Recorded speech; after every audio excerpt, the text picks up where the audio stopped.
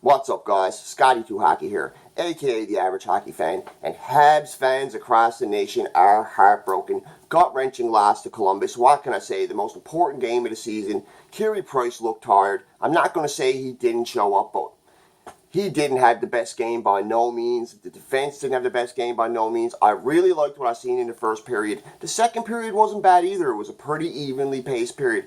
The third period was all Columbus. They started swarming. They got a big goal. That cannon started going. That jackass with the weird hat in the background started dancing. And Torts looked happy. And when John Tortorella looks happy, you know it's bad for the team he's playing against, because that guy is never happy. Absolutely gut-wrenching loss. I live streamed the first period. It looked all good. It looked all great. So I said, you know what? I might go out. I might watch the rest of the game, enjoy myself a beer, watch the Habs take over Columbus. Unfortunately, it ended up being a deep depression for me by the end of the night. I had trouble sleeping after this one, guys. As a die-hard Habs fan, this is dire need for the Habs now. I believe they need to rattle off at least 7 out of the next possible 8 points. They need to get 7 out of the next possible 8 points. They need to go 3-0-1 at least to get in. It's just working out in Carolina and Columbus' favor right now. Columbus and Carolina both have 5 games left. They both have a far more favorable schedule than Montreal, and Carolina has 1 point on Montreal, and Columbus is tied with them. Anyways, let's get into scoring and numbers from last night, and I'll talk a little bit about the wildcard race at the end of this video. If you'd like to hear who all the teams are playing next, stay tuned to the end of the video, and I'll tell you who I think is going to get in. I really, really hope Montreal is going to get in. That's all I can say, but I don't think it's going to happen, guys. Not by the looks of it now. I'm a diehard myself. I got faith they can do it, but honestly, if I was betting on it, I wouldn't put money on it. Montreal shots 28, hits 25, face-off percentage 50%. I'd like to say the reason why I put money on it, because I'm the type of person, I'm going to go with the odds. I'm going to go with the mathematical odds. And Columbus and Carolina, just look at the teams they're playing. They're playing non-playoff teams. Montreal's playing 3 division leaders and Toronto. Like, that's a murderer's row of an end of a season.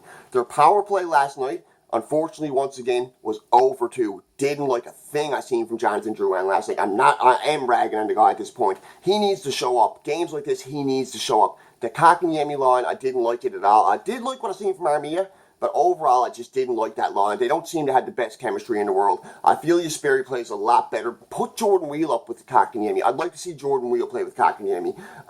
Power play 0 for 2. Penalty kill was 2 for 2. Carey Price had one of his roughest nights of the season. Next to the Anaheim game, it was his worst game of the season. 820 save percentage, 24 of 29 shots, and a terrible time for Price to have his worst game of the season. Columbus, the shots were 30. They had more shots. The hits were 34. They had more hits. Their face-off percentage was 50%. So they were even on face-off percentage. They were also over 200 power play, and they were also 2 for 200 penalty kill. And Bobrovsky, after having a rough, chippy start, he let in a weak goal in the second period. That Petrie goal was a weak goal. It was going to be a pass across, a hit off a player's stick, went under Bobrovsky's skate, and hit off his 5-hole, and went in behind him. Extremely weak goal. It was 2-1 for Montreal. Then I was like, yes, Bobrovsky's lost his game. Montreal scoring goals. The team's hot. They silenced the crowd. Columbus then scores another big goal. They score another goal after that. They go into the third period with the momentum, and they completely take over. By halfway point of the second period, it was clear who the better team was, or at least on that night who the better team was. Columbus does look like the better team to me. I hate to say it, but they really do. They just got bigger guns. They got Matthew Shane. They got Pierre-Luc Dubois. They got Seth Jones in the back end. They got Bobrovsky. Like, yes, we got some great players, but Columbus got some real studs there, dude. I know they're UFAs at the end of the year, but there's no arguing what Columbus has. But I still believe Montreal can do it. They're better team. They're more of a team. Montreal comes together as more of a team. They want it more. They don't have a pile of UFAs at the end of the year. I still believe they can do it, guys. Bobrovsky had a 920 save percentage, stopped 26 of 28. And I'll stop my rambling for a bit and get into the scoring. First period, Brett Kulak gets a beautiful goal, 1:15 at the first period. Kulak scores a shot. I believe it was assisted from Shaw behind the net. Domi came in, passed it to Shaw. Shaw came behind the net. Threw it out front to Kulak, similar to his goal in the last game. Brett Kulak has been on fire lately, and Shaw and Domi assisted. No more scoring after that, but a very good first period for the Habs. Price didn't have to face much. They were keeping Columbus outside. They weren't giving Columbus many opportunities. They were skating better. They were forcing turnovers in the neutral zone. They were playing good defense. The second period, it started opening up a bit. 1:42 into the second period, Savard scores from Dubinsky and Foligno. Then 8:36 after that, the Petrie goal I mentioned earlier. Petrie scores from Deneau and Kulak. 11:50 after that, Bjorkstrand scores from Jones and Weinberg. So it looks like it's going to go into the third period, 2-2. Going to be a close game. I was thinking overtime myself. At that point, when it was 2-2 and the way they were playing, they were both pretty evenly matched. I was thinking overtime, but then Columbus really started coming on at the end of the third period. 11:42, Panarin scores a beauty from Duchesne. Nudavera passes it into Duchesne. Duchesne pulls the old cycle, comes back in, fakes one way, fakes the other, whips it across to Panarin. There was at least 2 or 3 sticks out there that possibly could have blocked it. Gets across to Panarin. Price had no chance on that one, especially with a goal shooter like that, especially with a shooter like a Kenny Panarin. Duchesne and Nudavera had the assist on that, 14-24. And now we go into the third period. Columbus is up 3-2. Montreal's going to have to fight. They're going to have to give it everything they got. They do come out with a bit of fight. Galley gets a scoring chance early, and after that, they just took the wind right out of their sails after that, because Riley Nash scores an unassisted goal. He comes in on a breakaway. He shoots it in on Price. Price initially makes the glove save, cannot glove it, gets a rebound, and before Price has any chance to react, Nash is behind him, putting the puck in the net. Petrie tried to make a nice defensive play and knock the puck away before Nash could get to it. Fortunately, he couldn't get to the puck, but I would have loved to see him get that puck out of the way. Even if you take a penalty, it would have been nice to see Petrie be able to do that. If it was Weber, I think Weber would have got it because he got the longer stick. 4:22 after that, Bjorkstrand seals it. Bjorkstrand scores from Kunanen. And then 16:49 after that, an empty netter from Brandon Dubinsky. Just a stick, a knife in the heart of Habs Nation. And I had some numbers up here, guys. I had the wildcard teams left. I'm going to grab the list of the wildcard teams. 1 second there, guys. Don't worry about that, folks. Now, as for Montreal and Washington and Tampa, as for Montreal, Carolina, and Columbus, I was looking at Montreal's list. Here's the teams they have left to play, and here's what positions they're in.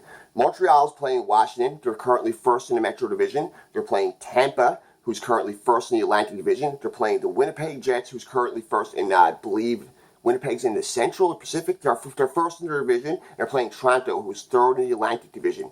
So that's 3 very unfavorable playoff teams. They may rest some players because they're in there, but I don't know. Playing against Montreal, they may not. Montreal beat Winnipeg last time they played Winnipeg, so Winnipeg might be out for revenge in that game because Montreal starched them 5-2. And Montreal always plays hard against Toronto. Toronto's going to ice who they can against Montreal. I don't believe Toronto's going to rest everybody. They may rest their starting goalie, so they may be facing Sparks in that game. Tampa may rest some players. Tampa's had Montreal's number this year. I don't believe they're going to come out fighting like crazy against Montreal. They don't got much to play for except for a Stanley Cup. That's all they're playing for right now. They're not playing to get anybody injured. They're probably going to rest some of their players and take it easy these last 4 games. They already got the President's Trophy. They're already in there. They're good. And that's what I feel. And Washington will probably rest a few players. Ovi might get rested. Oshie might get rested. Kuznetsov, we don't know. I'm assuming they're going to rest a player or two. As for Columbus, their remaining games are the Sabres, Predators, Bruins, Rangers, Senators. So they're playing the Bruins, who are in second in the Atlantic Division. They're playing the Predators, who I believe are second in their division. They're playing the Sabres, who have dropped way after, 7th in the Atlantic. They're playing the Rangers, who I believe are 6th or 5th. And they're playing the Senators, dead last in the league. So Columbus has got a pretty favorable schedule. Out of those teams, only 2 of them are playoff teams. 2 out of the 5 teams Columbus are playing are playoff teams. And as for Carolina, they have the most favorable schedule of all. They play the Flyers, then they play the Pens, then they play the Leafs, then they play the Devils, then they play the Flyers. They're playing only two out of the 5 teams they're playing are playoff teams, but they do play very, very well against Toronto, and McElhaney will probably be in net, and I have a feeling I just really feel Carolina's going to win that Leafs game. The Pens game they might lose,